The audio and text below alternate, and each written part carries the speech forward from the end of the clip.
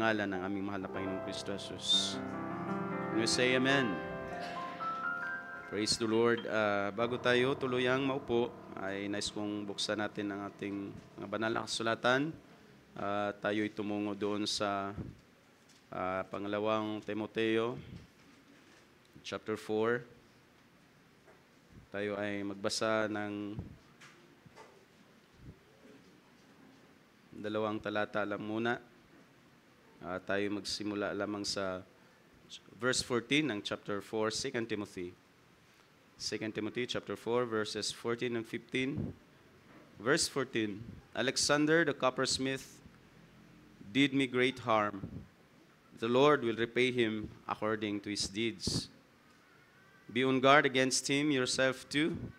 Ang kinakausap nitong Apostol Pablo ay si Timothy, yourself too, for he, meaning Alexander, vigorously opposed our teaching. Can you say amen? At maaari na po tayo makaupo, mga mahal na kapatid. Ako ay babati sa inyong lahat ng pangungumusta. At una kong i-relay ang mga pangungumusta ng mga lingkod ng Diyos sa nakaraang tinatawag nila itong first latest joint fellowship. So, first time na nag-held ang Leyte, ang churches ng Leyte. Dahil kami at ang ating pastor before, mga 2015 yata, ay nakapag-attend na rin naman sa fellowship na ginawa. Ang venue ay ang Bontoc Southern Leyte Church sa ilalim ni Pastor Iyoy. At merong ilan din naman siguro doon na taga Mindanao, kung naalala ko. So far sa aking naalala. Pero ngayon ay tinawag nilang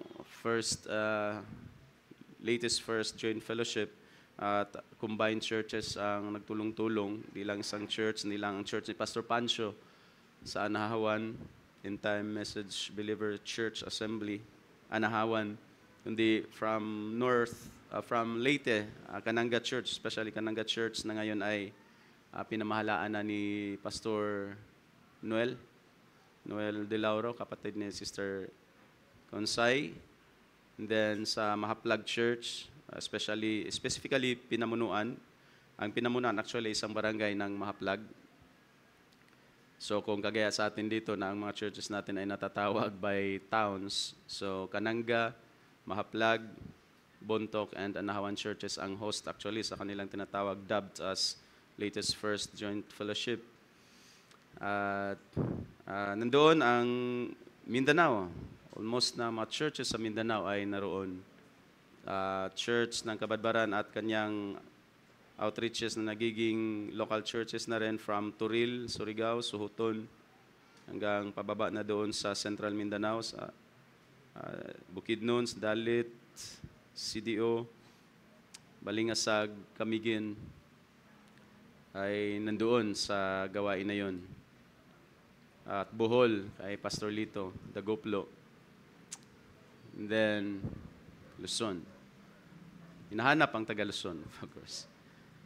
At nandoon naman ang church ng Bulacan, NLH, Pastor Benji. At sampo rin sa atin dito. At nag-iisang Pastor Michael at Pastor Joel, Masbate Church. Hinahanap ang ating pastor at of course hindi lamang ng mga ministers, hindi ng mga kapatiran, ordinaryong kapatiran na nakakilala sa kay Pastor Joe ay hinahanap siya. At ano ba yung sinabi ko doon? Sabi ko lang tactical reasons ang dahilan ng hindi pagkatuloy ng pamilya. Pero hindi rin naman natago ang talagang underlying reasons. Dahil napag-usapan naman ng mga ministers doon actually ang mga pangyayari dito sa Luzon. Churches or ministers. So hinahanap ang ating pastor, hinahanap ang San Pedro, at pati sa Tambungan ay hinahanap si Pastor Eli. Lahat hinahanap ang mga taga Luzon. So, kaya nga nung pag-uwi namin ay nagpaabot na lang la Pastor Iyoy, Pastor Lito ng pangumusta sa buong iglesia ng Angono Church. Angono na ang tawag natin doon. At nangumusta sa ating lahat mula sa pastor's family at sa ating lahat as family. So, gaya ng mga patutuon ng mga nakapunta doon, Lester Consay, ay yun ang blessing ng pag nakadalo tayo ng tinatawag nating fellowship sa ating mga kapatirang churches sa saan man sa Visayas at Mindanao. Totoo yun, knowing na sila ay simpleng mga tao, mga ordinary ang mga hanap buhay. Sa loob din ng gawain ay hindi rin maganda ang mabuti ang aking pakiramdam sapagkat since Thursday night na gawain hanggang Sunday ay puro pork. At alam nyo naman na may lahi tayong Sabadista at Hudyo, hindi maka-pork. Wala, talagang pabalik-balik sa restroom. At marami, lalo na mga matatanda. Kaya they're crying for, balik na lang kami sa Egypt. Hindi, joke lang. Tatanong, wala bang gulay? Baka may gulay naman diyan. Dahil puro nga, umaga, tanghali, gabi, pork. Kaya pagpunta mo sa restroom, siyempre pork.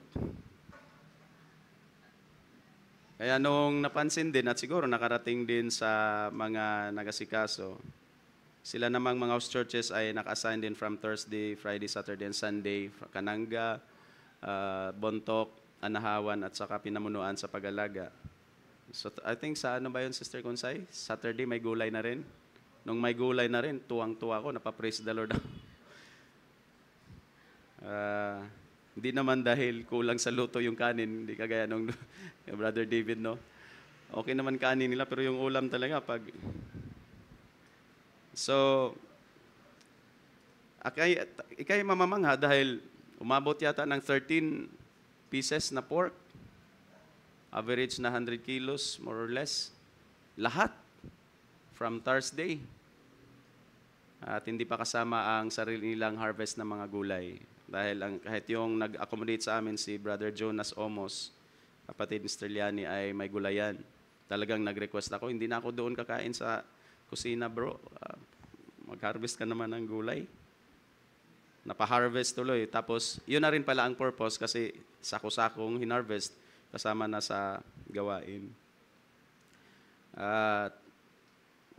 May mga warning, si Pastor Pancho lagi nag-announce na tagilid ang budget. Tagilid dahil tama yung sinabi ni Sister Consay, almost 500 to 600 lahat ang attendees. Kabadbaran pa lang, halos lahat sila yata. Yun, knowing din, totoo yung sinabi ni Sister Consay, yung kasing sinabi niyang walang bubong, mga dump trucks yun eh. Mga maliliit na dump trucks. Dahil si Pastor Lito lang ang nagpatawid ng sasakyan niya dahil nga sa kanyang kalagayan. The rest, naiwan yata sa Alipata. At sinundo na lang sila sa Kabalian. Ang Kabalian ay 7 to 8 kilometers lang naman from Anahawan. So, totoo yun na masayang-masaya sila kahit ang naghakot sa kanila ay dump trucks. So, halos 100 plus sila, taga-Kabadbaran. Kaya yung church building ni Pastor Pancho ay maliit lang din naman talaga. Kaya nag-extend ng mga trapal sa likod. At of course, super init. Super init. Umaga pa lang hanggang sa hapon. Gabi lang talaga nakaka-relax dahil masarap na ang simoy ng hangin. Pero umaga to 3:00. Kaya yung Biyernes doon ay parang Biyernes Santo nga. In-encourage ko na lang sila na mag-celebrate tayo ng maagang resurrection morning dahil natoka kami ni Pastor Joel sa Friday afternoon. Talagang hindi nila tinatawag na exhortation, kundi talagang pareho main preachings dahil 1.5 hour ang nakaalat sa bawat preachers. So kumbaga, kung mayroon ka talagang outline na for preaching, ay you can take your time. At kami ni Pastor Joel sa hapon, talagang Biyernes Santo, mga tao doon, talagang nag-ano rin, passion. Dahil sa init. At mababa lang din kasi ganito lang din kababa yung trapal. So talagang mainit. Magkagayon pa man, pag 5 o'clock na to sa gawain ng gabi, ay masaya na rin. At Lahat naman ay nakaka-focus pa rin. Puno rin kasi talaga. Sa labas na yung ibang mga mananampalataya dahil sa dami nga. At di naman malaking church building meron si Pastor Pancho. Gagayon pa man mga kapatid ay na-accommodate nila na lahat ay kinatagpo ng Panginoon ang pangailangan ng gawain. Kahit si Pastor Pancho, I think may sarili siyang babuyan. Pag sabi nga tagilid ay ang bilis makaalis. Kunin ang nandoon pa. Siguro akala ng mga baboy pakainin, magiging pagkain na rin pala. Dahil may nagtimbre na tagilid, ulam. So wala talaga ibang emergency na mahagila, kundi pork pa rin. Dahil mabuwan, mahal ang mga isda. So, magaganon pa rin mga kapatid. Merong, alam nyo, hindi na rin naman naitago doon sa mga kapatiran sa Visayas, Mindanao ang mga pangyayari. So, masaya na may bahid din kalungkutan. Hindi naman na naitago ang sitwasyon dito sa atin, sa mga churches at sa mga pangyayari. Sabihin natin sa mga pangyayari. Alam na nila at ang dalangin lamang nila kahit sa ng mga ministers every time may panahon na itatawagin ni Pastor Lito, the ever gallant na Pastor Lito ay nandoon din. At every time ginagather niya ang mga ministers, ang unang mapag-usapan talaga ay dito.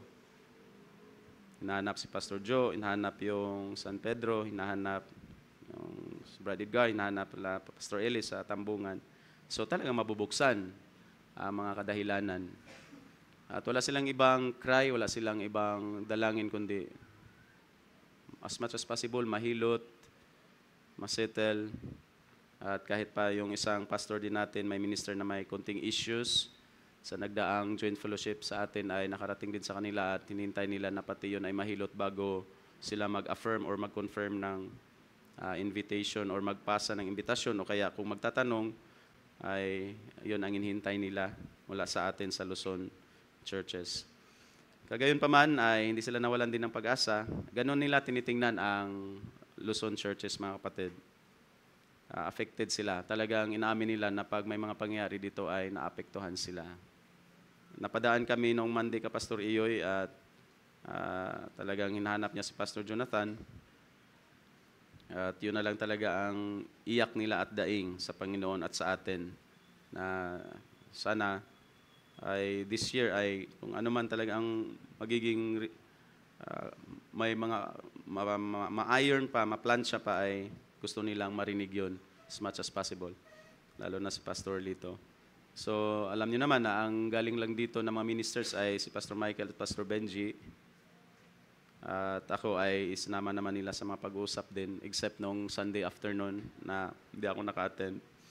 Pero one Friday night I think, Saturday night at pati yung nagkape-kape na lang kami doon sa bahay ni Pastor Pancho ay doon din naman sila, Pastor Lito, Pastor Dodong, Pastor Michael, Pastor Jing ng Bukidnon at si Pishen ba yun? Yung si Nelson ba yun? So yun pa rin ang mapag-usapan. Yun pa rin ang mapag-usapan. So, mayroon naman akong nirelease sa ating pastor na mga bagay at kailangan kong ibalita din sa kanya. Overall naman mga kapatid ay daw nangungulila sila sa atin, sa minister natin, sa mga pastors ng Luzon ay overall ay masaya ang mga kapatiran. Masaya nag-uwian. Si Pastor Michael ay Monday na rin ng madaling araw. Kami ay Monday morning. Sinundo nila Brad Johnny. At last na umalis doon sila Pastor Joel. I think Tuesday na sila umalis. So, overall ay napakainam ng gawa ng Panginoon. At tuloy nakapagbuo sila ang anahawan or yung Leyte churches ng mga plano na baka may ibang venue, bibili sila ang Anahawan Church mismo, bibili ng bagong lote para makagawa ng accommodations at magiging pagtayuan din ng bahay-sambahan. Dahil sa ganong hindi inaasahan na dami ng mga umattend at lahat ay pare-parehong nakaranas ng init, sikip, pero pareho naman ang nangyari ang purpose ng pagpunta ng mga kapatiran doon at yun ay makipag-fellowship sa salita ng Diyos. At I believe naman na cater naman ng mga manggagawa nila Pastor Benji na twice nangaral. Sa Sunday ay dalawa pa rin ang preacher, la Pastor Michael at Pastor Benji. Pastor Benji Friday night. At ako ay nabigyan naman ng pagkakataon Friday afternoon. I believe naman sila ay na-bless at napagpala ng mga salita ng Diyos na nahatid ng mga magagawa ng Diyos. At totoo yun, at hanggat hindi pa bumabalik ang Panginoon, at in 1 month time, mahigit, ay Kabadbaran naman, may set na taga-Suhuton sa July. So ang daming mga, mayroon pang sa Bukidnon ba yun, Pastor, na 1 week lang din ang pagitan from Kabadbaran, sa katapusan ng May. At lalo na doon ay inasahan nila ang mga Luzon churches ministers na makapunta. So let's pray for those mga bagay, mga kapatid. At purihin ng Panginoon, noong Wednesday nga, nakita ko sa mga requests sa ating live dito, ang mga prayer request. I hope nasa maayos naman ang kalagayan ng lahat. At natutuwa ako na si Brother Anson ay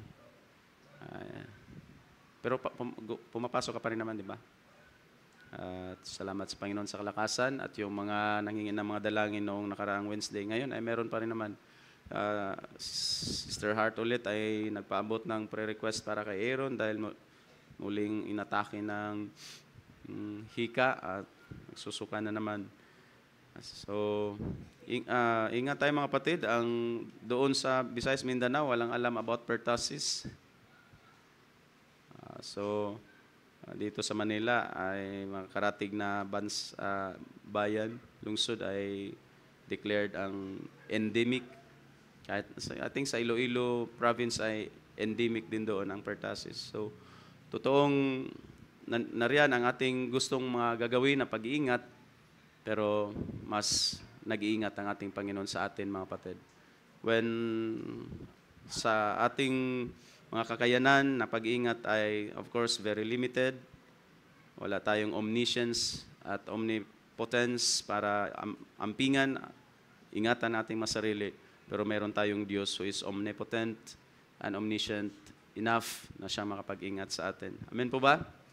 So, I'm happy to see you again na masaya, malakas, at yung mga nakakapangamba din na mga naghingi ng mga prayer request ay masaya at malakas din naman.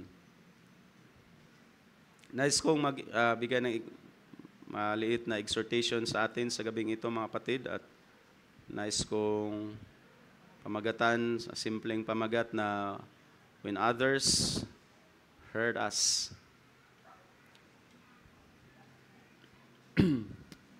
when others hurt us,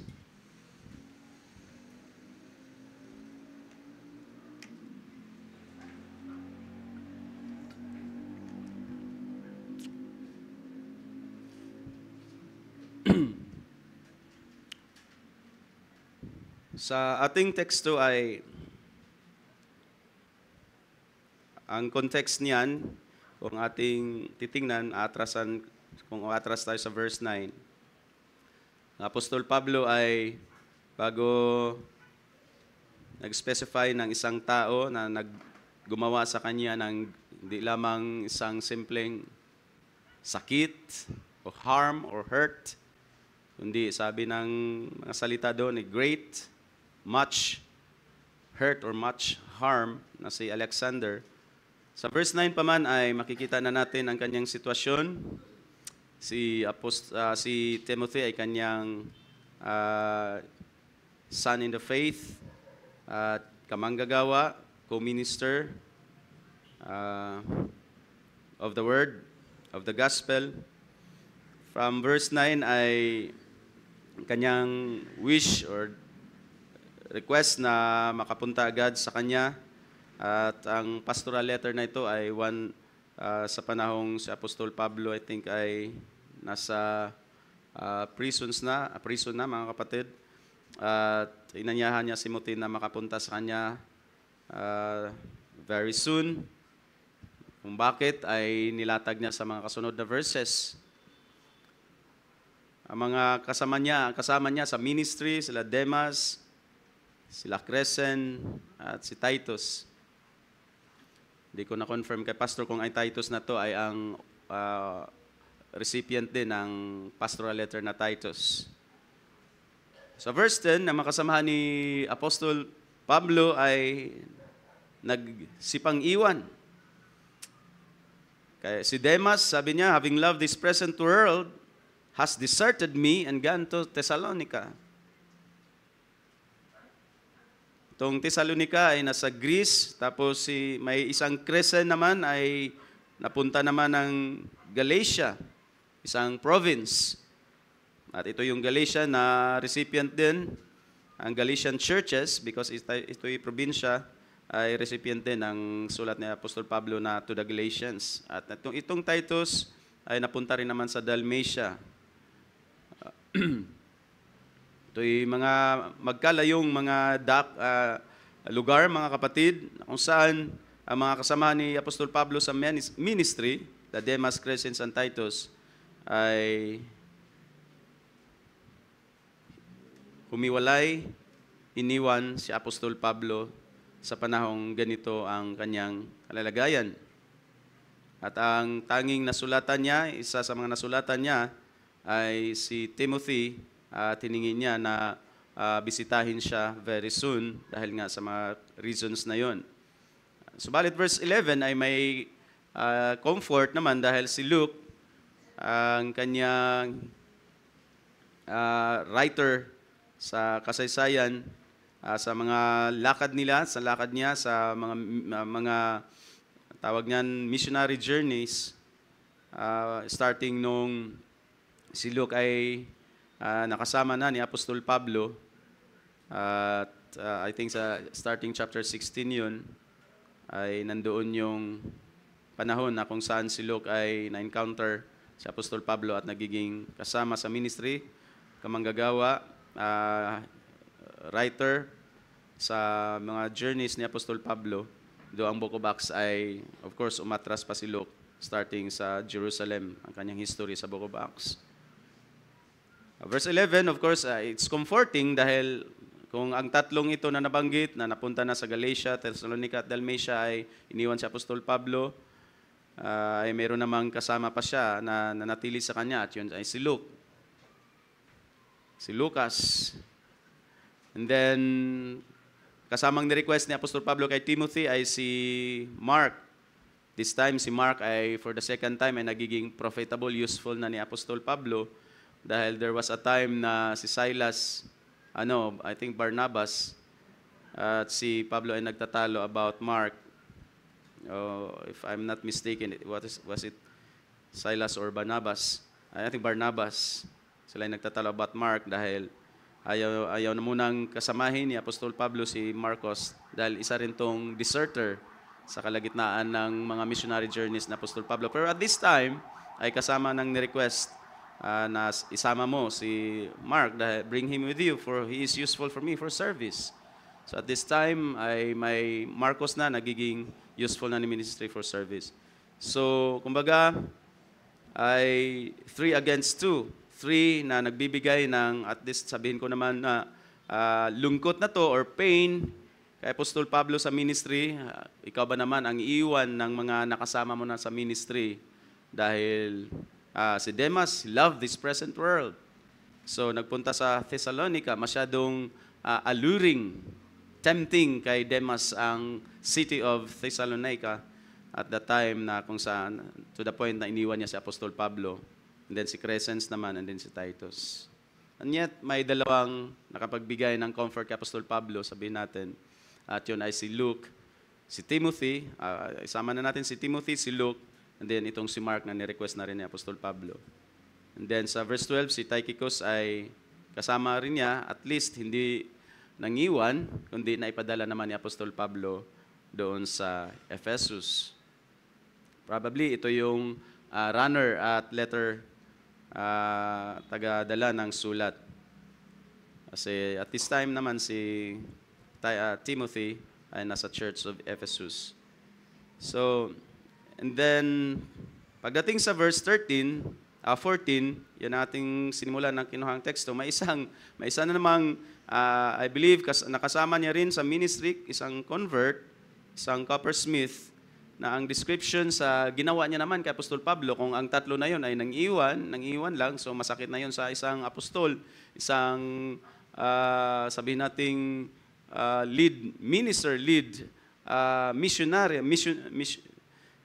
missionary na si Apostol Pablo, na iwan ka ng iyong mga kasamahan sa ministry.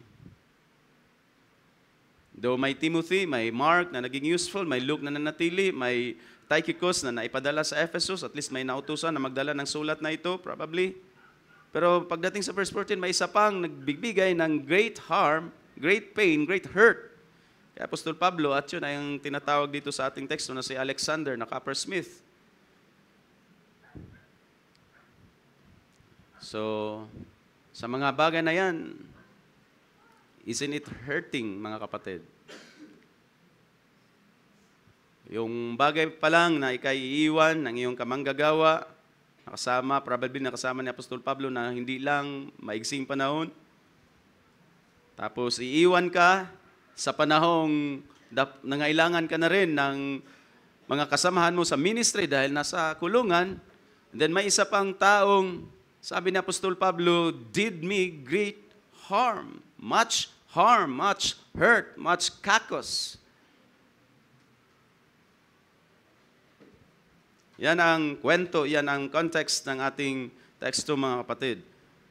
Sa Pilipinas, ang lagi nating narinig, ang dalawang bagay na sigurado, maaring ang isang bagay ay sigurado sa lahat ng tao at sa buong mundo, at yun ay ang death. That's one of the things that's certain. I don't know kung sa ibang bansa ay certain din, pero sa Pilipinas, ang isa pang bagay na certain ay ang utang. Alam niyo ba yun, mga kapatid? Lahat ng isisilang sa Pilipinas, ang certain ay isa sa mga sure na bagay na meron ka ay ang utang. So death sa Pilipinas ay certain sa lahat ng Pilipino. Pero sabihin natin, mga kapatid, sa gabing ito na isasali natin pangatlo ang isa pang sure na bagay sa lahat ng tao. At yun ang ikaw ay masaktan. Masasaktan ka or nakakapanakit ka ng damdamin, nakakapanakit ka ng kapwa-tao, kapwa manggagawa, kapwa ministro, kapwa mananampalataya, or ikaw ay nagagawan ng harm, much harm or great harm ng iyong kamanggagawa, ng iyong kaibigan, ng malapit sa buhay,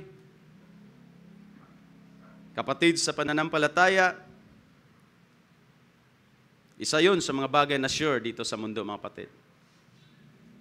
Ang nakakatanggap ng mga hurts at harm. Amen? Yan ay isang bagay rin na unavoidable, hindi maiwasan ng maraming tao, ng lahat ng tao sa buhay na ito, mga kapatid. Ang nasasaktan. Minsan, nasasaktan tayo, sabihin na lang natin, tayo muna ang receiver ng harm or hurt. Minsan, nagagawa sa atin yun accidentally. Thanks be to God kung accidentally, pero much harm, more hurt kung intentionally. Hina-hurt ka, hina-harm ka intentionally. Minsan, na-hurt tayo, na-harm tayo, because I will just use these two words interchangeably. Dahil sa ibang versions naman ay hurt at harm. Mamaya natin buksan ang word study about that word. Pero ang hurt ay minsan nagagawa sa atin accidentally, intentionally, nagawa sa atin sa pamamagitan ng kung ano ang ginawa sa atin or by words, by what they say. Sinasabi ng ibang tao sa atin. Ginagawa ng ibang tao sa atin. Minsan, ang sugat ng mga naggagawa at nasasabi ng ibang tao sa atin ay minsan superficial, yung mababaw. Minsan naman, so deep. Na hanggang ngayon, maaring meron pang hindi naka-move on sa pain at sa hurt, sa harm na nagawa ng isang tao sa atin, sa inyo. Time will heal, ika nga.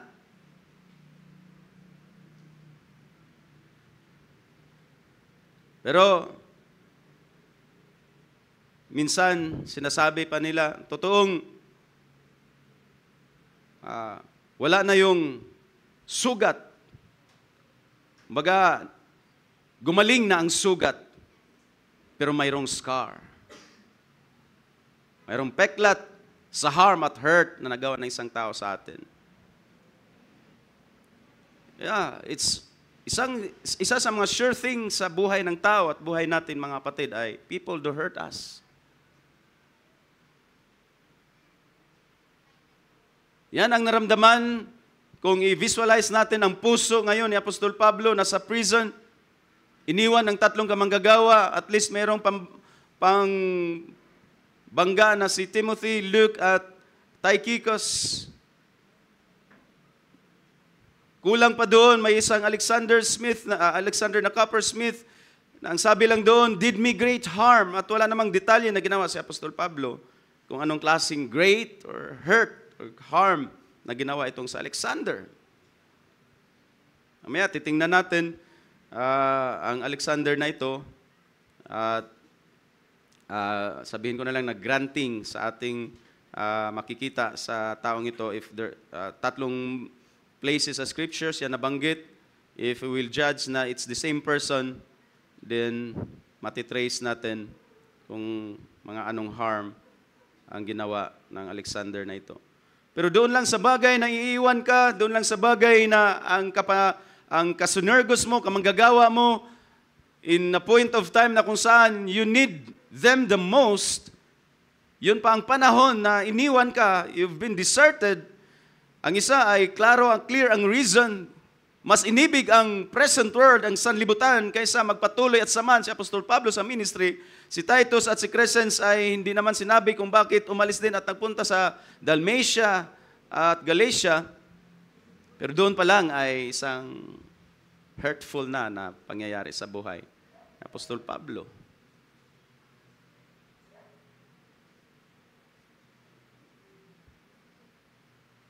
And then, si Alexander.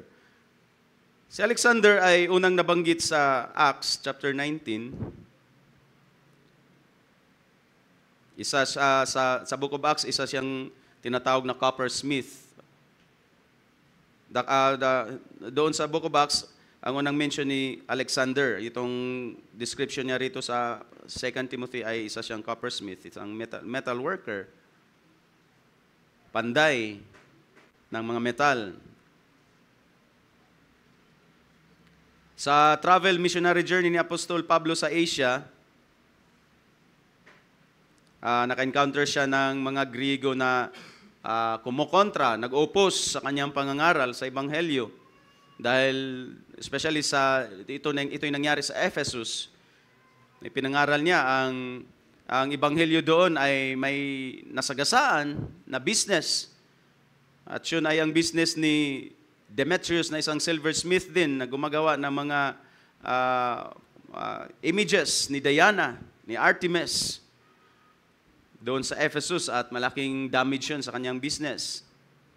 At of course, lahat ng mga businesses na ganun, halimbawa na lang kung nasa Paete, tapos mangaral ka ng Paete about against making of graven images, yung lugar na yan ay yan ang pinaka kung pa sa pagkain pa, delicacy ng taga Paete, Laguna. At yun ay gumawa ng mga larger than life na mga images na kahit ano, Santo Niño, Jesus. Ganon din sa Ephesus one time, at si Demetrius ay may ganong trabaho, may ganong hanap buhay, pati ibang mga tao na ganon din ang hanap buhay. So, in short, ang pangaral ng Ebanghelyo ng Apostol Pablo doon ay nag-cause ng, nag-stir up sa mga taong ganito ang business. To the point na nag-riot na sila against kay Apostol Pablo. Pero may isang sinuyo na mamagitan, magiging spokesman, at yun ay ang pangalan ng taong yun ay si Alexander. Para magsalita, siya ay isang Hudyo, at sinuyo siya na magsalita in behalf kay Apostol Pablo at sa mga tao sa Ephesus dahil gusto nang dumugin si Apostol Pablo dahil yun ang in-stir up ni Demetrius na yung tao na to ay ang pangaral ng taong ito ay talagang damage ang ating negosyo, ang ating hanapbuhay, which is mga silversmith ng mga graven images ng mga Diyos-Diyosan. Sa number 1, si Artemis or Diana sa Ephesus. So nabanggit siya doon. Isang Hudyo siya, mga kapatid, na probably metal worker din at possibly nagiging convert ni Apostol Pablo at in-request na mamagitan sa riot doon na nangyari sa Ephesus. So yun yung unang mention ni Alexander doon sa Book of Acts. Chapter 19 po yan, mga kapatid, kung gusto niyong basahin ang kwento doon para makikita natin ang background. Kasi 3 beses nga lang siya na-mention sa Banal na Kasulatan. Pero titingnan natin ang mga places na ito and then we will judge or we will sabihin natin granting na the same person at makikita natin ang bakit siya naging labad sa ulo ni Apostol Pablo at nakagawa siya ng great harm. And then pangalawang banggit ng Banal na Kasulatan at si Apostol Pablo pa rin ang bumanggit ay sa 1 Timothy 1:20. Nung the same na Timothy ang recipient ng unang sulat ni Apostol Pablo, nabanggit din niya sa verse 19 to 20, mga kapatid, na kasama si Hymenaeus at Alexander, ang kanilang mga pananampalataya ay na-shipwreck or tumalikod, nawasak ang kanilang mga pananampalataya, pati na rin ang conscience, ang kanilang mga budhi sa mga bagay na itinuro din ni Apostol Pablo sa kanila or ng Ebanghelyo, kasama ng pangangaral ng Apostol Pablo sa Ebanghelyo at ang description na nila ni Apostol Pablo kay Hymenaeus at Alexander ay kanilang mga pananampalataya ay nawasak, shipwrecked, mga kapatid. In fact, ang may apostolic curse na binitawan sa Apostol Pablo na sabi niya, I've handed these persons over to Satan para maturuan silang hindi mag-blaspheme or mamusong. Mamusong sa Ebanghelyo, mamusong sa mga teachings na tinuro ni Apostol Pablo. So, Alexander din ang ito ang pangalawang pagbabanggit ng pangalang Alexander. And then lastly, itong sa 2 Timothy 4:14 na may description ng coppersmith. At ngayon ay sinabi na ni Apostol Pablo na gumawa sa kanya ng much na pain, harm, hurt sa kanya while in the ministry. So granting, mga kapatid, na kung ang taong ito ay is the same person starting sa Book of Acts, probably na-convert siya doon, mas kumampi siya kay Apostol Pablo doon sa riot na yun between the mob of Ephesus and Apostol Pablo dahil nga siya ay sinuyo upang mag-spokesman, magsalita para ma-appease ang mga tao, though hindi rin naman siya pinakinggan. Probably na-convert siya doon. Pero later in life, later in his Christian life, na-shipwreck ang kanyang pananampalataya, nawasak, bumalik, or sabi nating nagiging antagonist at nagiging kalaban na rin tuloy ni Apostol Pablo at ng teaching ng Ebanghelyo. At yun ay ang mga descriptions ni Apostol Pablo sa 1 Timothy chapter 1 at saka sa 2 Timothy chapter 4 na ating kinuhaan ng teksto. So, kung granting na ito ay si Alexander, the same person, so sa kasaysayan ng buhay niya, ito ay isang influential na Jewish na metal worker, coppersmith sa Ephesus, at sa mga missionary na Apostol Pablo, probably na-convert siya. And then, pero later in life, na lumabas din ang kanyang tunay na kulay bilang, sabihin nating, mananampalataya. Dahil hayag na siya ay, at kasama si Hymenaeus, ay hindi sila tunay na mga mananampalataya Kristiyano, sila ay nabuhay sa kanilang mga sarili, hindi para kay Kristo, naging kalaban, naging oppositionist sila sa teaching ng dinala ni Apostol Pablo, teaching ng gospel, kung ano pa man ang mga bagay na nahayag na ni Apostol Pablo sa kanila. And then, pagdating sa 2 Timothy, sa ating mga talata ay winarningan ni Apostol Pablo si Timothy about this one who is Alexander the coppersmith, na magbantay rin, be on guard against sa kanya dahil itong tao na to ay, kung it's the same person, so makikita natin ang kanyang kasaysayan. Na-convert, tumalikod, na-shipwreck ang pananampalataya, Hindi talaga tunay na mananampalataya. Siya ay oppositionist sa tinuro ni Apostol Pablo hanggang sa sabi ni Apostol Pablo, He's done me great harm, great hurt. Well, sa ating teksto ay hindi rin dinitalya ni Apostol Pablo ang ginawa, pero it is implied two things. May dalawang implication ang aking nakikita, mga kapatid, kung ano ang nagawa ni Alexander kay Apostol Pablo. So, ang word na kakos na siyang ginamit na harm sa ating version, evil sa ibang version, did me much evil, dito did me great harm sa ating version, ay may kahulugan na pag ikaw yung nagawa ng harm or hurt, you've been depraved. So mayroong ipinagkait sa iyo. Yan yung meaning sa isang dictionary. Subjectively, ibig sabihin pag ikaw ang nagawa ng hurt or harm, you've been depraved. Or kung objectively, yung gumagawa sa ng harm, it is injurious. It is injury. You've been done injury. So, yun yung kahulugan. Or in general applications, mga kapatid, ito ay may synonymous words na bad, evil, harm, ill, noisome, and wicked. So, kasamaan. Hurt and harm, evil, being depraved, injured, yan ang kahulugan ng salitang kakos. Sa ibang dictionary naman, ito ay, ang sabi niya rito, primarily describes things as morally evil. So, general Greek term para sa mga kasamaan, especially about moral evil, mga kapatid. Kasalanan, kasamaan, yan ang kakos. Sometimes describes things as harmful or painful. So, nagawa sa iyo na masakit, harmful, at saka painful. So, general term for evil ang kakos. Kaya sa ibang version, did me much evil, sa ating NASB ay did me great harm. Ang kakos ay ginagamit sa mga tao, description sa mga tao, evil people, evil ruler, sa isipan, evil thoughts, bad thoughts, wicked thoughts, or sa mga gawa, evil deeds, bad deeds. Yun ang mga pagkagamit, pwedeng magiging adjective doon ng kakos. So, kahit sa mga wretched, ang paggagamit ni Jesus doon sa Matthew 21:41, sinabi niya na sa mga vineyard, sabi niya, He will bring those riches to a wretched end. Riches, mga masasama, mga evil na mga vine growers, mga kapatid, ay ibibigay, sabi niya, He will bring those riches to a wretched end.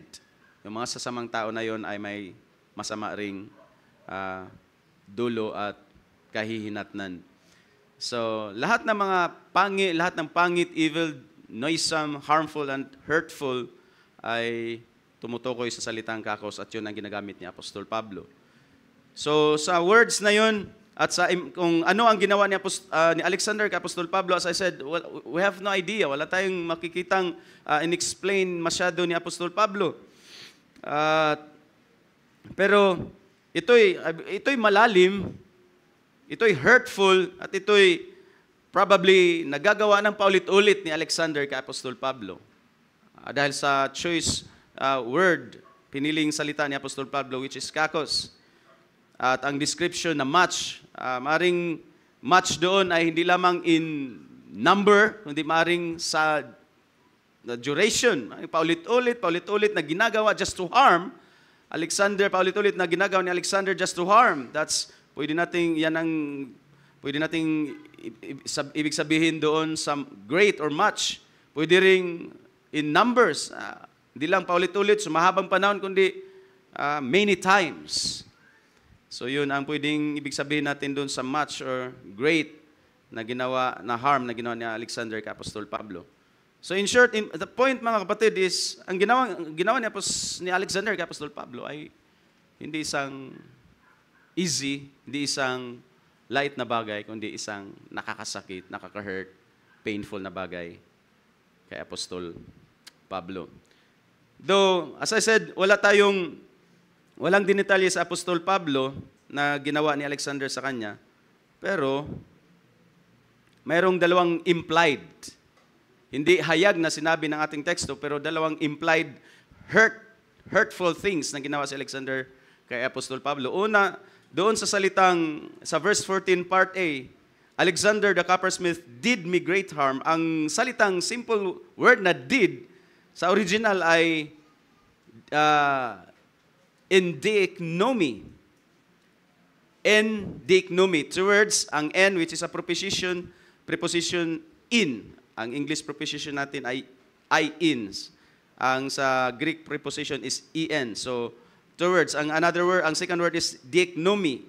So, in deiknomi, at ang deiknomi ay nangahulugang to make known the character or significance of something by visual, auditory, or linguistic means. Ihahiyag, sasabihin, sa pamamagitan ng salita, sa pamamagitan ng pagdidescribe, pagpaparinig sa isang bagay. Or it means to point out, to demonstrate, to put on display, to prove, to show forth, to show oneself, to give visible proof. So, itatambad, ihahayag, i-display. In short, mga kapatid, it means ang endeiknomi, mahaba, two words sa Greek, pero sa English word is did lang. Did me great harm. Endeiknomi, great harm. At ang endeiknomi, in short, sa maraming kahulugan na yun, it means to show something. It means to show something in someone. Yan ang isa sa mga bagay na ginawa ni Alexander kay Apostol Pablo. So magtataka ka, ano ang something in Apostle Paul na gustong palaging itatambad, i-display, ilalantad ni Alexander against Paul. Samantalang si Apostol Pablo, alam naman natin. Siguro sa atin, sa bawat isa po sa atin, kung may taong magtatambad ng ating buhay, ating mga nakaraan, ating mga faults and failures, mga pagkakamalit, pagkakasala, mayroon siguro maituturo kayo sa akin, ibang tao sa akin, sa atin, in us, something in us, something in someone, that's endeiknomi, to point out something, to show something in someone. And in this case, si Alexander against Paul, may gustong itatambad. And since much, palagi, always, many times na gustong ihayag, ilalantad si Alexander against Paul. Yan ang endeiknomi. So, impliedly, kung nagtatanong tayo, ano bang ginawa ni Alexander kay Paul? So, sa endeiknomi, mayroong gustong laging itatambad, ilalantad, ihayag si Alexander against Paul. Something in Paul. Anong meron si Apostol Pablo na gustong ilalantad sa buong mundo, sa buong publiko? Uy, si Brother Paul, yung ministry niya, ano kaya? Well, si Apostol Pablo, sa ibang mga sulat niya, ay hindi rin naman nagtatago sa kanyang mga kahinaan. Right? Mayroon siyang mga bagay na kung mayroong pinakamahina dito sa atin, sa lahat ng churches, sa lahat ng believers, ako yun. Ako yun, sabi ni Apostol Pablo. Pero hindi natin alam kung anong gustong ilalantad ni Alexander about Paul, in Paul. Samantalang si Apostol Pablo ay isang masigasig na missionary, apostol ng Panginoon, I believe, isang uliran na Kristiyano, exemplary na Kristiyano, to the point nga sa 1 Corinthians sabi niya, imitate me as I imitate Christ. And yet, itong si Alexander may gustong lagi i-brought out something in Paul. And then much. Hindi lang much in numbers, kundi much palaging hindi tumitigil, probably. So impliedly, ito yung ginagawa ni Alexander kay Apostol Paul na nagbibigay sa kanya ng much pain. Past kaya ni Apostol Pablo? Nakaraang buhay kaya ni Apostol Pablo bilang tagapagtugis ng iglesia? Meron kayang ang tawag niyan, pambibintang, isang pag-slander ni Alexander kay Apostol Paul about finances. O si Apostol Pablo, bigay lang kayo ng bigay diyan, support lang kayo ng support. Wala namang nangyayari sa ministry. O yung apostol nyo na si Pablo, dating mamamatay tao, dating witness yan sa unang Kristiyanong pinatay, do hindi naman siya ang pumatay. Maraming dinarakip yan, daming sinaktan. What are those in Apostle Paul na gustong i-brought out ni Alexander? We don't know. Walang nilatag sa ating teksto. And yet, of course, sabi ni Apostol Pablo, did me great harm. So that's the implied thing na isa sa mga ginawa ni Alexander. Pero ang isa pang klaro na talagang nakapagbigay ng pain at hurt kay Apostol Pablo is sa verse 15. Second part, sabi niya kay Timothy, be on guard against Alexander yourself too, for he vigorously opposed our teaching. Of course, kay Apostol Pablo na tunay na lingkod ng Diyos, tunay na honest, genuine na nangangaral ng Ebanghelyo, and then may isang Alexander who vigorously opposed his teaching, masarap ba yun, mga kapatid? Masarap ba yun na after mo mangaral ng Godhead, after mo maglatag ng 7 church ages, after mo maglatag ng isang napakainam na pangaral, may somebody dyan sa nakikinig sa'yo, oh, hindi naman ako niniwala niyan. Hindi naman ako believe sa inyong pastor.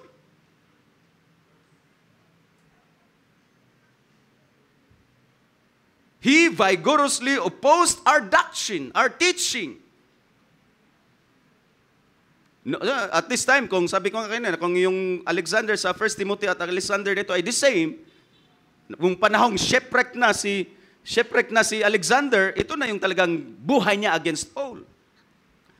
Vigorous opposer of Paul's teaching. Ano ba yung pinangaral itinuturo ni Apostol Pablo? The gospel. O baka naituro na ni Apostol Pablo ang resurrection. Naituro na ni Apostol Pablo ang salvation by grace, salvation by faith, salvation, everything about the gospel. And then itong Alexander ay walang ibang para lang to hurt Paul, to harm Paul, ino-oppose ang teaching ni Apostol Pablo.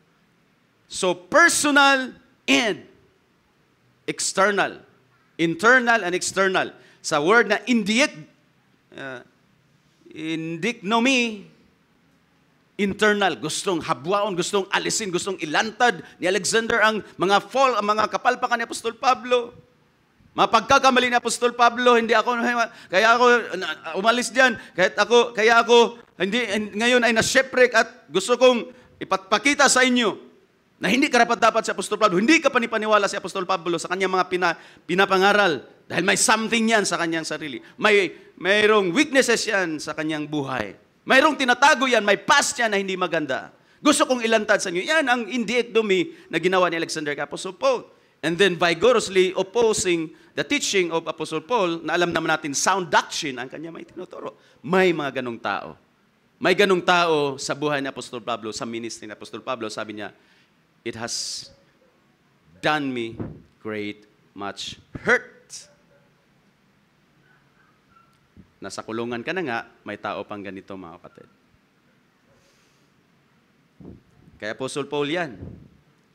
So gusto kong magbigay sa inyo ng tatlong bagay lang, mga kapatid, sa gabing ito about hurts.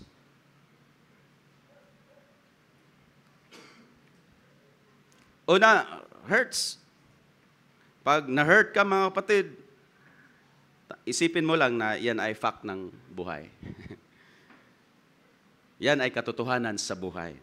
If you're hurt, mga kapatid, number one, gusto ko ipakita sa inyo na when others hurt us, don't be surprised. Pag na-hurt ka ng ibang tao, huwag ka nang ma-surprise, mga kapatid. Yan ay fact ng buhay. Kahit sa closest to you, nangyari ba yun kay Jesus? Tinawag niya pa na friend. Friend, yung gusto mong gawin mong madali. Friend, ganyan mo ba i-greet ang iyong master? With a kiss. It's a fact of life. It's a fact of life sa buhay ni Jesus. It's a fact of life sa buhay ni Apostol Pablo. That's a fact of life sa ating mga buhay. If people hurt us, don't be surprised. Nangyari yan sa ating Panginoon, ginawa yan sa ating Panginoon, kanyang kinoconsider na best, or hindi man, wala namang best friend, kundi friend.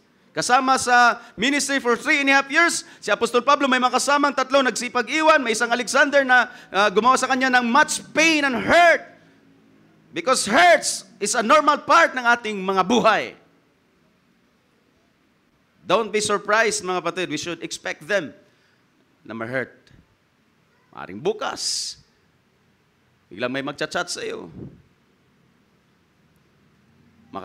Biglang may makarating sa iyo. Though hindi mo naman verified. Uy, alam mo, pinag-usapan ka nila. Wala na, kung pinag-usapan ka, ikaw ang pinakagwapo sa iglesia. Kung hindi naman siguro hurting yun kung ikaw ang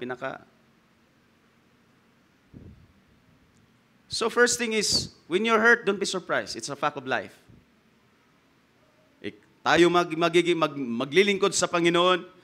Well, kay Jesus, kay Apostol Pablo. Siguro naman, mula nung tayo nagiging mananampalataya at nagiging Kristiyano, how many much harm has been done to us? How many much hurt has been done to us? By words. Nagawa sa atin, nasabi sa atin, na-implied na ikaw yun na nagawa sa iyo. And then it hurts. So, pero ang tanong mga kapatid, ano ang ating gagawin pag tayo'y na-hurt? Minention ni Apostol Pablo ang kanyang experience with Alexander. That it's a matter of fact.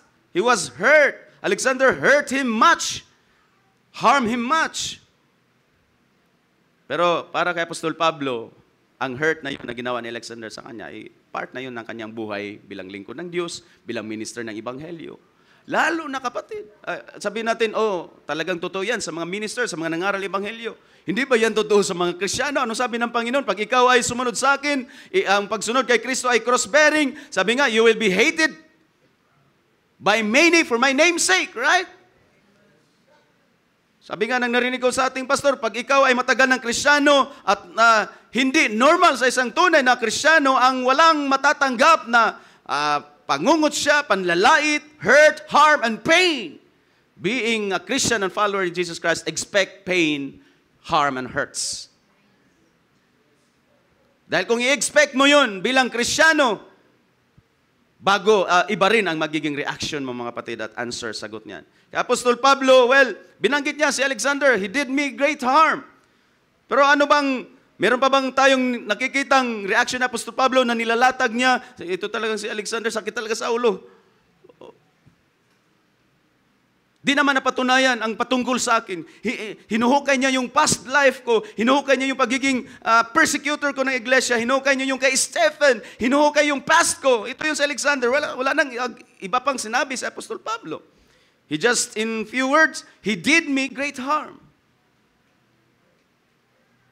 Yan ay fact of life. Pero ano ang ating pwedeng gawing reaksyon, mga kapatid, sa mga ganun?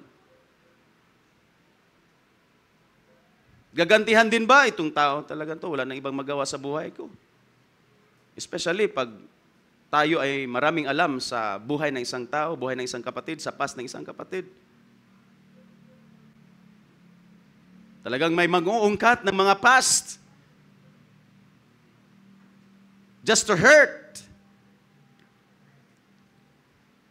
Pero si Apostol Pablo, mga kapatid, ay tinanggap niya yon as part sa buhay niya bilang lingkod at naglilingkod sa Panginoon.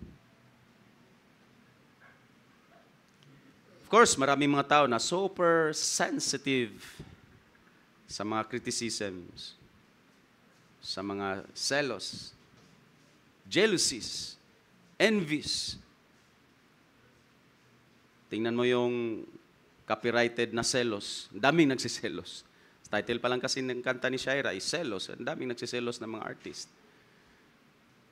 Maraming taong, of course, hypersensitive sa mga criticism, masyadong touchy pag na-judged, masyadong touchy, masyadong affected pag may napagsabihan. Tinatanggap nila ang mga criticisms as rudeness. Of course, ang mga nag-criticize naman, ang mga nang-hurt naman by words and deeds, ay minsan, alibay na lang, brother, sister, yun naman ay constructive criticism. Pero ang point din talaga is talagang mangungkat lang ng past, mang-indict, no me, or no my. Meaning, there's something in you, in a sister, in a brother, na gusto lang ilantad, gusto lang i-point out.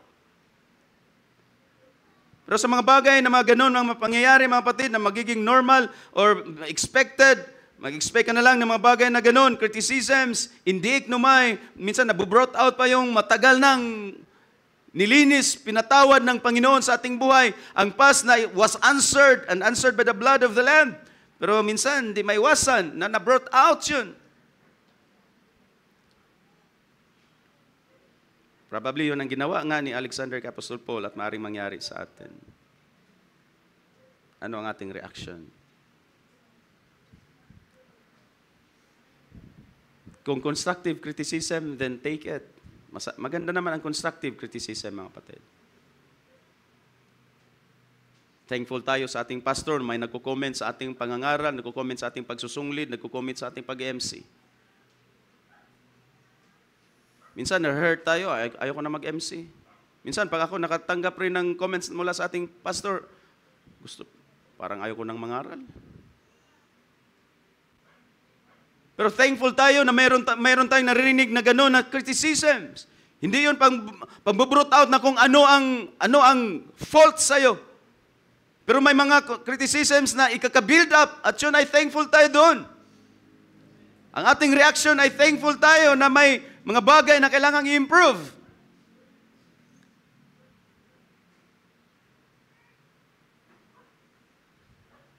Alam niyo, may isang kwento na one time nung si President Bush ay na-hospitalized, ang mga tao agad nung na-hospitalize si President Bush, alam niyo na, pag ang isang presidente ay nasa ICU, a critical and condition, guess kung sino ang next na pag-usapan or sino ang laman ng bibig ng taong bayan.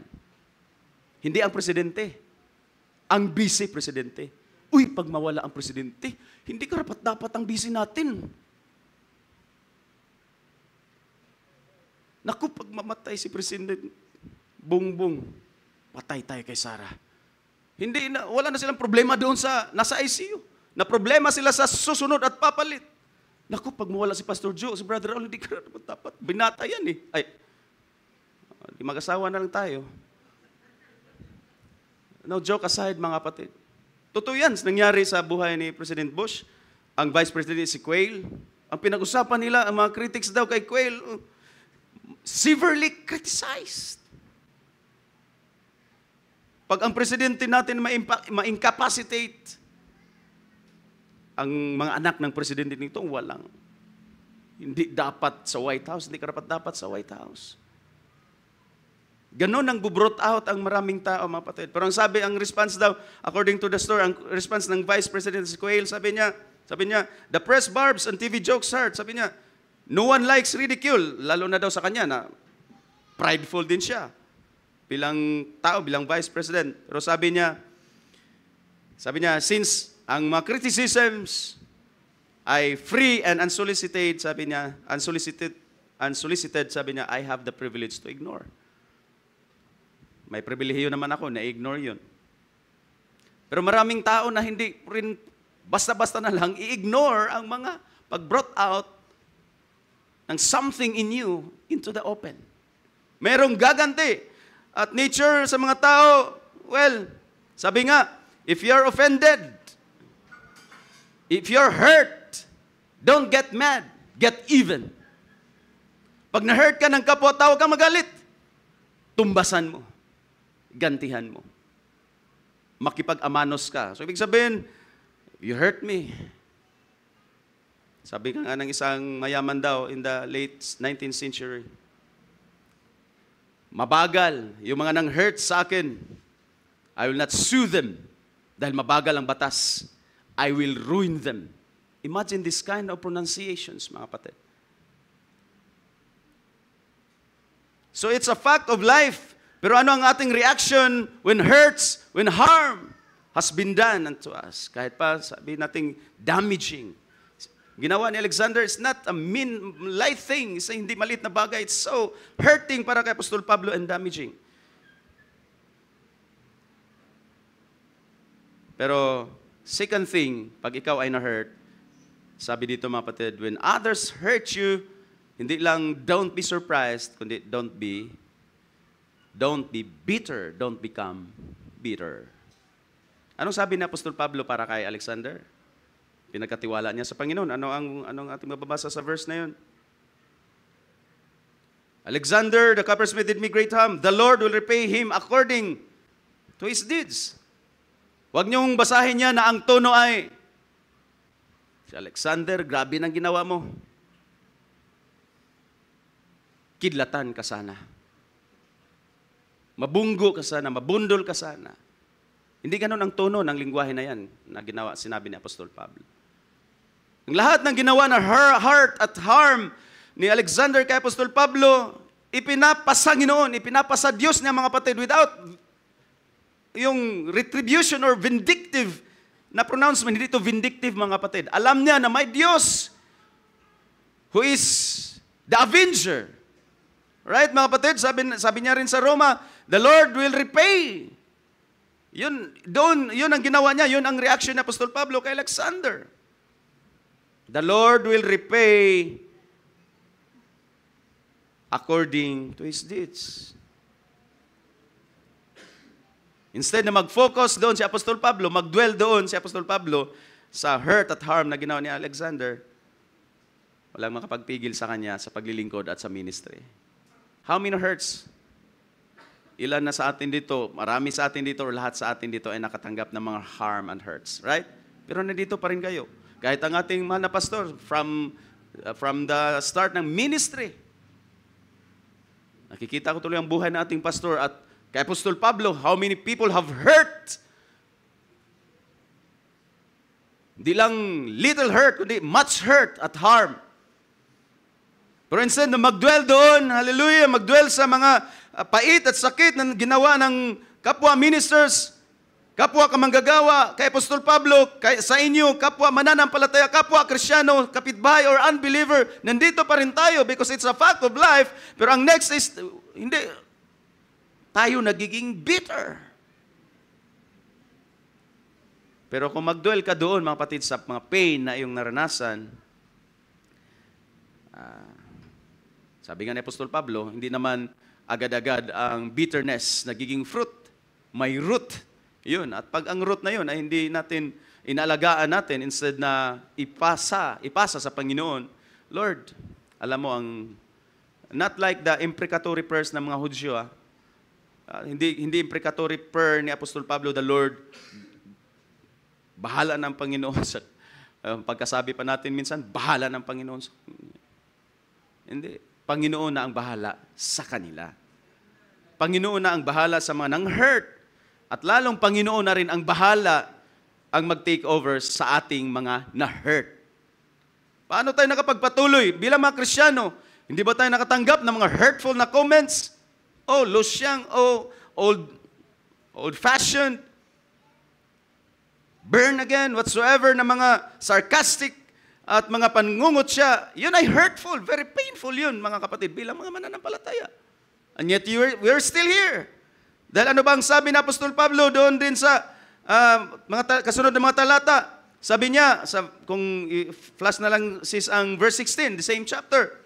At my first defense, no one supported me. Iniwan na siya ng tatlo, na-appease naman siya, na-comfort naman siya kay Luke at kay Tychicus at kay Timothy at kay Mark. Pero sabi niya sa verse 16, at my first defense, no one supported me. All deserted me. Wala na. Malayo si Timothy, sinulatan. Si Luke ay nasa kanya, maaaring laging nagko-comfort sa kanya sa prison.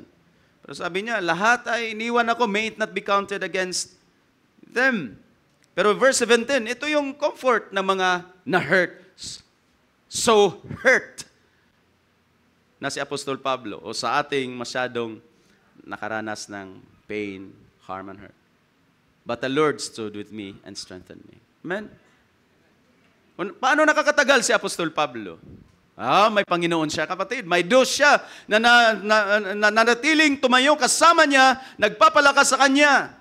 So that ang preaching, proclamation, being minister of the gospel might be fully accomplished. Instead na mag-dwell siya sa ginawa ni Alexander. O Timothy, puntahan mo nga si Alexander. Meron ba tayo mga dyan? Pwedeng mautusang para makipag-amanos ako. Hindi ako galit sa kanya, pero I will get even with him. Wala, hindi mga kapatid. Wala siyang dinidetalye na ito talaga si Alexander, this is Alexander, this and that. Pero nung panahong iniwan siya ng lahat, meron siyang kalakasan at yun ay ang kanyang Panginoon. Mga kapatid, hindi ka minister.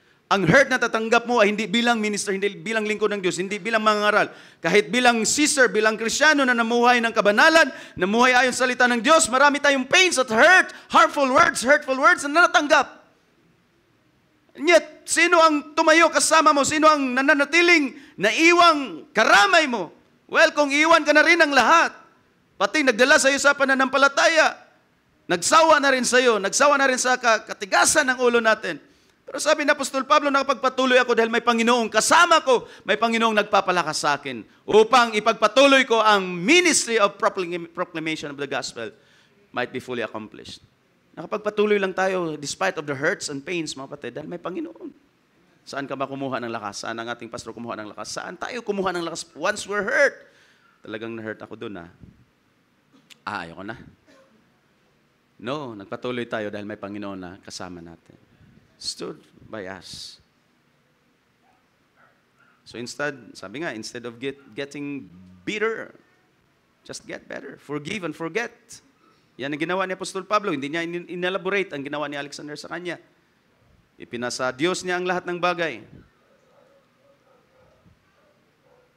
Dahil alam naman niya ang Diyos ay righteous judge, mga kapatid.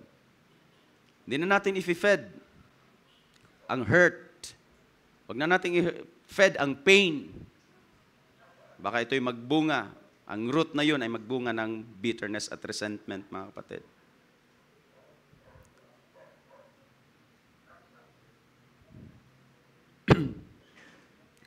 So pangatlo, when you were hurt, when someone hurts you, kung ang pain ay ina-nurture natin, magiging bitterness, magiging resentful tayo, yun ang magiging bunga tuloy. Instead of, hindi tayo magdudwell doon, mga kapatid, instead of forgiving and forgetting, kahit pa sa mga pait at pain na ating naranasan mula sa mga tao.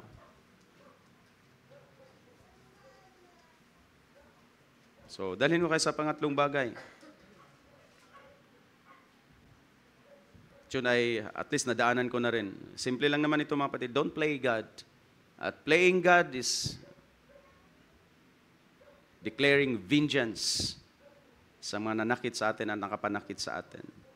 Don't get revenge, mga kapatid. Hayaan natin ipagpasa Diyos at ipagpasa Panginoon, pasa Panginoon natin ang lahat ng bagay na natanggap nating pait at pain sa mga tao. Pero of course, hindi to the point na hindi natin sasawa yun ang mali. Walang sinabi na ganun. Hindi tayo sa ganun. Hindi tayo sa side na ganun. Yun ang mga caveats, mga kapatid. Yun ang mga conditions.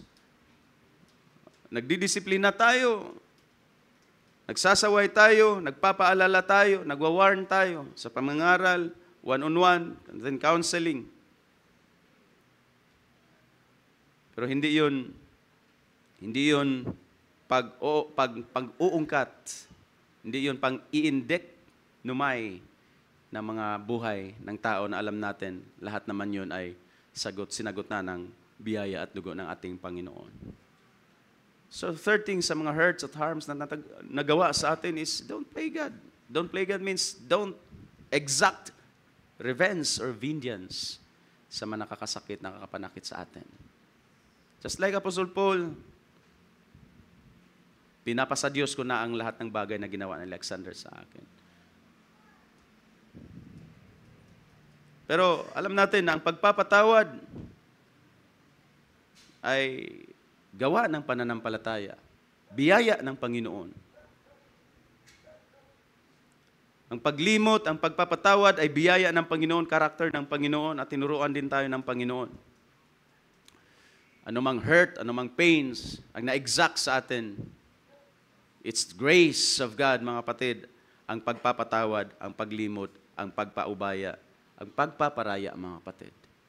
Kung wala din yun, mga kapatid, then ilalatag din natin ang buhay ng tao na nakapanakit sa atin.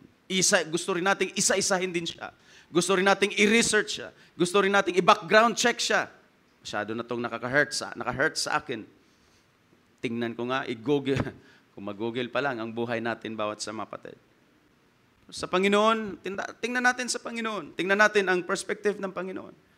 Ang Diyos, hindi na kailangan i-google tayo para malaman ang buong buhay natin. Alam ng Diyos ang tanang buhay, tanang mga araw natin. And yet, ang sarap ng biyaya ng Panginoon. Ang sarap ng pagpapatawad ng Panginoon. Has He been hurt? Oh, ang tindi. Wala na makakapantay. Kaya nga, sa every time na may Passion, Death, and Resurrection celebration or commemoration ng Semana Santa, naalala natin ang pains, hurt, harmful words, hateful words, hurtful words, deeds, evil people nakasurround sa Panginoon. And yet, what was His first cry on the cross? Father, forgive them. Wala na makakapantay. Ang naranasan ni Apostol Pablo, much harm mula kay Alexander, kasi kanino mang tao, ang pain na naranasan niya, he was deserted, Jesus Christ was also. Sabi niya pa nga, ang pinaka-cry niya, best deserter ni Jesus Christ ay ang kanyang ama. To the point na he has cried, my God, why hast you forsaken me? He's been deserted by God. He's been deserted by His apostles and disciples. By Peter. He was betrayed. Si Apostol Pablo ay ganun din. Ikaw ay ganun din. Tayo din ay pinagtraidoran. Gustong paulit-ulit, ipamukha sa atin ang ating mga pagkakamali at pagkakasala at mga pagkukulang. Naranasan natin ang lahat or hindi man lahat ng klase or anyo or face ng hurts and harms, mga kapatid. Pero biyaya ng Panginoon ang magawa nating magpatawad at lumimot. Biyaya lang din ng Panginoon, mga kapatid. Kasi pag wala rin ang biyaya ng Panginoon, gusto nating paluhurin ang isang tao, gusto nating, hindi mo kasi inamin lahat. Gusto ko pang marinig sa iyo ang lahat, gusto kong marinig. Kung ganun ang Diyos sa ating mga buhay, mga kapatid, every day. Well, of course, hindi naman natin iniwan ang repentance and confession. For every time na lumapit tayo sa Panginoon, tapos na ang pagsambulat ng Diyos sa ating tanang buhay, sa ating buong buhay doon sa krus ng Kalbaryo. At sabi nga, His blood is covered and washed away our sins, wickedness, evilness sa krus ng Kalbaryo. Bakit tayo, pag tayo na-hurt, di natin malimot-limutan. Thirdly, don't play God. Ipasa Diyos natin, forgive. Ano ang teaching ni Jesus Christ? Remember the teaching of Jesus Christ about forgiveness. And by faith, magawa natin, masunod natin ang yapak ng ating Panginoon ayon sa Kanyang itinuro in dealing against hurt and harms na ginawa ng mga tao sa ating mga buhay. Kahit pa kapatiran yan sa pananampalataya. The way of Jesus Christ is the way of forgiveness. The way of Jesus Christ is the way of forgetting the hurts and harm. Sa katotohanan gayud, mga kapatid, at hindi pagpapaimbabaw na pagpapatawad. So hurts are fact of life. Don't be surprised. So in closing, mga kapatid, when you're hurt, don't be surprised. When you're hurt, don't be bitter. And when you're hurt, don't seek revenge. When others hurt us, just remember our Lord Jesus Christ. Remember Apostle Paul na nag-imitate kay Jesus at sabi niya, imitate me as I imitate Christ. Don't keep on wallowing. Huwag ka nang mag-dwell sa mga pait at harm longer. Instead na mag-dwell ka sa pains and harms and hurts longer. How about dwelling in the presence sa Panginoon? Longer. Mas tagal pa tayo nagdudwell sa, hindi pa ako makamove on, sorry.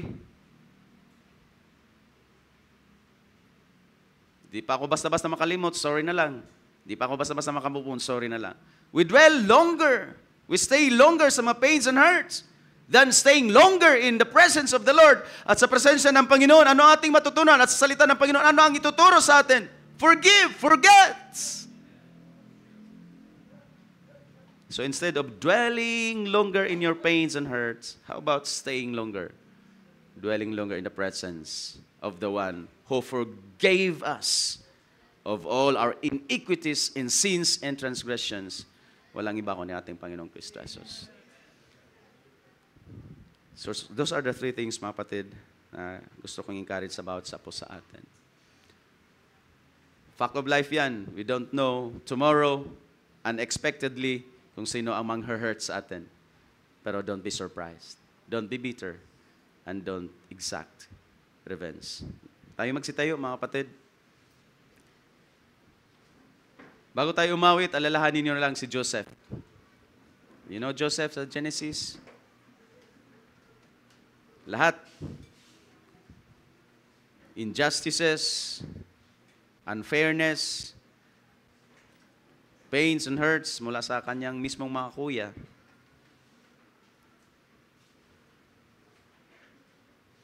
So ay sabi nga ni prophet, siya ang, sabi niya, perfect na prefiguration ng Panginoong Kristo Jesus. Si Jesus, sa 1 Peter 2:23, sabi niya, and while being abusively insulted, he did not insult in return.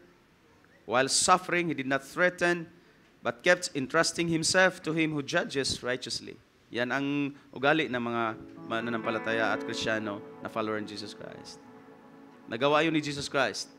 We alone can never do that. Pag na-insulto tayo, sarap mang-insulto din. Pag na-abuse tayo, sarap gantihan ng abuse. Pag na-suffer tayo ng pain, sarap din paranasin natin ng pain. Yan ang human nature, mga kapatid. Pag kinukot siya, pag inaasar, iniinis, mananampalataya mo hindi, ang sarap igante. So sabi ng 1 Peter 2:23, si Jesus Christ, while being abusively insulted, he did not insult in return. While suffering, he did not threaten, but kept entrusting himself to him who judges righteously. Yung pagsabi natin sa mga unbeliever, hell is awaiting, mga vindictive, retributive na mga pronouncements, hindi yun ang ibig sabihin ng Apostol Pablo na ipinapasa Diyos niya na ang lahat ng bagay na ginawa sa kanya ng mga hurts and harm from Alexander o sa kanino mang tao, sa manang iwan sa kanya, sa mga nag-oppose ng kanyang teaching. Kung we think iniwan ka na ng lahat, nasa lubog ka na sa mga pait at harms and pains, sabi ni Apostol Pablo, the Lord stood with me. Amen? Mayroong isang nananatili na kasama mo, kapatid. Kalakasan mo, kapatid, sa mga pait at sakit na iyong naranasan. Mula sa kahit sa, lalo na kung pinaka-close mo, pinakamahal pa sa buhay, close friend, close na kapwa mananampalataya. Very hurtful at painful talaga yun, mga kapatid. Yet don't dwell longer in them.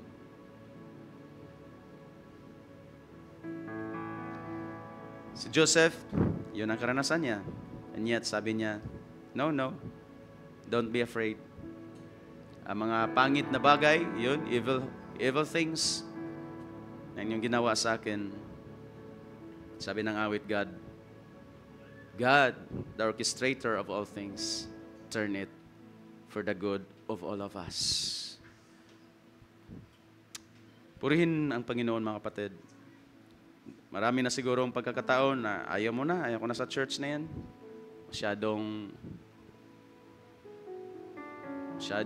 maselan ang mga mata na mga kapatiran na nasa iglesia na yan. Ayaw ko na. Very insulting, mangurek ang mga manggagawa dyan. Pag nangangaral, lagi na lang ako pinapatamaan. May laging nagchat-chat sa akin, sinasabi niyo mo ba sa kanila ang buhay ko? O bakit? Lagi na lang sa pangaral, parang alam na alam nila ang aking buhay. O sabi ko, kapatid, alam ng Diyos ang ating mga buhay. Ang mga salita is two-edged sword at i-point out. Yun ang kagandahan, salita ng Diyos. Bakit? Pag salita ng Diyos, amen tayo ng amen. Dahil totoo at tunay na salita ng Diyos, yun ang something in us will be revealed by the Word of God. And yet, nag-amen tayo, thank you Lord, sa salita mo.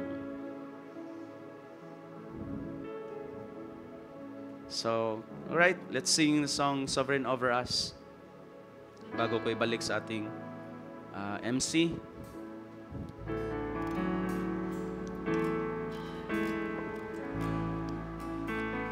Singers.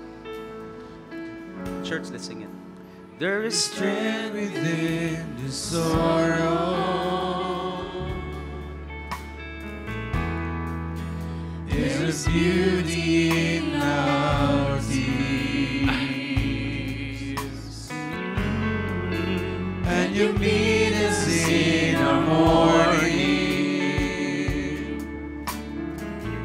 with a love that casts out fear. You meet us in our pains and mourning. You are working in our waiting. Hallelujah. You're sanctifying us. So be it, mga kapatid. It's always teaching us. We're beyond our understanding. You're teaching us to trust. You're teaching us to Ayan yung mga pains at hurts ay magtuturo sa atin. Your plans are still to prosper. You have not forgotten us. You're with us in the fire and the flood. You're faithful forever, perfect in love. You are sovereign over us. Wisdom. You are wisdom and imagine.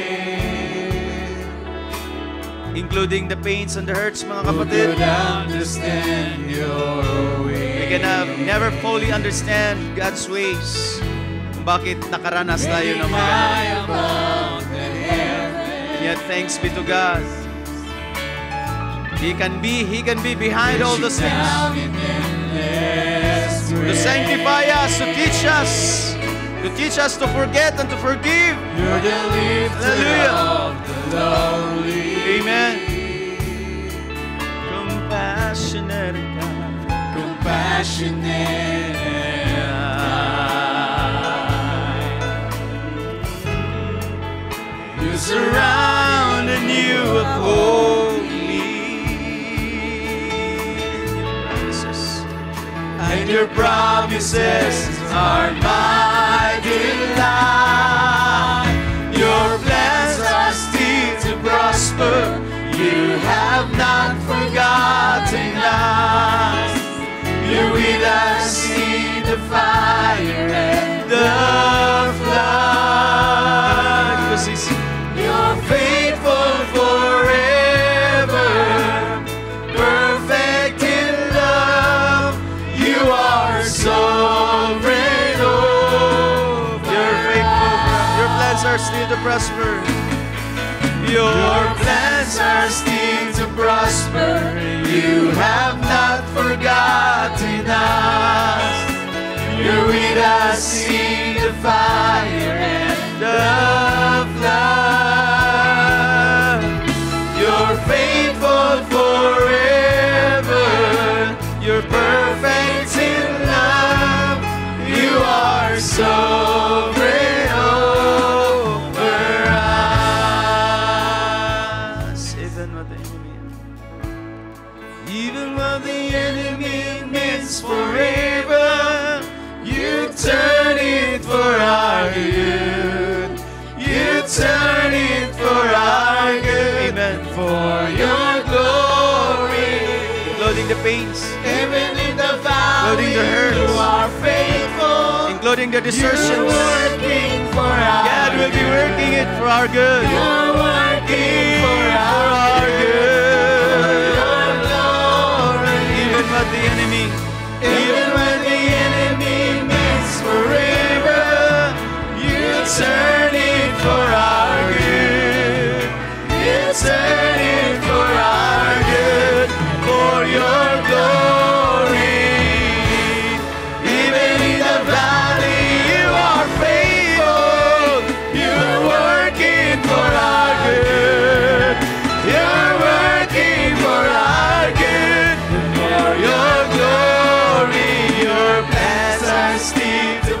prosper. You have not forgotten us. You're with us in the fire and the flood.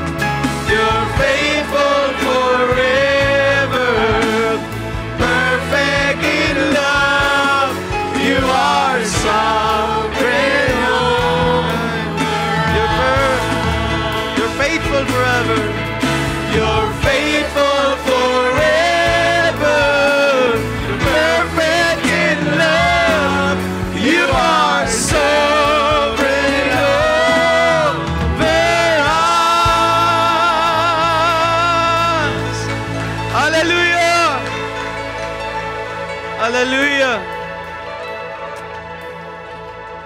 Alam niyo, ang exhortation na ito ay parang lagi nakapokus na ikaw yung nasasaktan.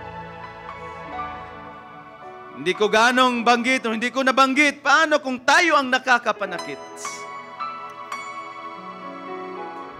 God has been teaching us His words, mga kapatid. Kung tayo ang nakakapanakit, salamat sa inyo, mga kapatid. Alam niyo, ako na inyong kapatid, ay dami ko pang haba, rubdub ang aking panalangin about sa aking lips na masasanctify ito palagi ng Panginoon. Because isa sa pinaka-hurtful at harmful na bahagi sa atin ay ang salita at mga words. Sabi nga ni Apostle James, ang mga lips natin na ginagamit sa pagpupuri ay nagagamit din sa pag-curse, pang-harm ng kapatiran. Marami akong pagkakamali at pagkukulang, marami akong failures sa mga words against you. Kaya sa gabing ito ay humihingi ako ng inyong patawad at dalangin sa aking mga nasasaktan, sa aking mga nasabi, nababanggit. Kahit pa ginawa kong alibay na ito'y pagtutuwid at pagtutuwid na wala na rin sa hulog at hindi maayos na pangangaral at pagtutuwid sa inyo, sa aking mga nasaktan, sa aking mga salita at nagawa. Patawarin niyo ang inyong abang lingkod, mga kapatid. Ako rin ay mga nakakapanakit at pag ako pa naman ang nasaktan ay nagdudwell ako ng mahaba at talagang aminin kong mahirap din makapag-move on. Pero dumating sa akin ang salitang ito na may isang Panginoong Jesus, may isang Apostol Pablo na alam niyang i-deal ang mga taong nang hurt at nakapanakit sa Kanya. Nawa ang mga salitang ito as exhortation, nagtuturo sa atin how to deal with them because it's a fact of life that we can be hurt even by our closest friends. Dakilang Diyos, sa inyo ko ipinagkatiwala ang mga salitang nabitawan na ibahagi. May it comfort us, Panginoon, na may isang Jesus Christ, may isang Apostol Pablo, kahit ang buhay ng aming pastor ay harms, hurts, and pains, and yet alam nila at sila'y tumagal at makikita namin ang kanilang mga examples. Example mo, Panginoon, Apostol Pablo, na mga manggagawa, na mga kapwa namin mananampalataya. Paano tumagal laban sa mga bagay, tao na nakapanakit sa kanila. May these words also remind us, Panginoon. Thank you for your strength sa mga kapatiran na nagtitiis at nakapagtiis sa akin, Panginoon. Mga kapatirang nakapagpatawad, nakapagbigay ng kanilang pagpaparaya at pagpatawad sa aking mga kapalpakan, kamalian, kakulangan. When it comes to lips at words spoken, hindi ko naman yun mabawi, Panginoon, pero ibigay ko rin at pinagkatiwala ko rin ang aking sarili bilang kapatid nila at lingkod mo, O Diyos, na isang tao at isang lingkod, isang mananampalatayang ang pananalita ay kailangan mo ring sanctify daily. At lubos kong ipagkatiwala ang aking buhay, ang lahat-lahat sa akin, Panginoon, sa inyong mga kamay. Naway ang aking bibig, hindi lamang sa pagpupuri, pangaral magagamit, kundi pang build up at hindi pang tear down, pang put down ng buhay ng isang tao. So be it and let it be, Panginoon. At kahit sa mga kapatid ko at sa iglesyang ito, ay kasama kong itinataas. Sanctify our mouths, sanctify our lips. May it be daluyan lamang ng mga pagpupuri, pagbe-bless, ng mga kapwa at pagpapatawad. Purihin ka, mahal na Panginoong Kristo Jesus. Ito ang aming samutalangin in your mighty precious name. Amen.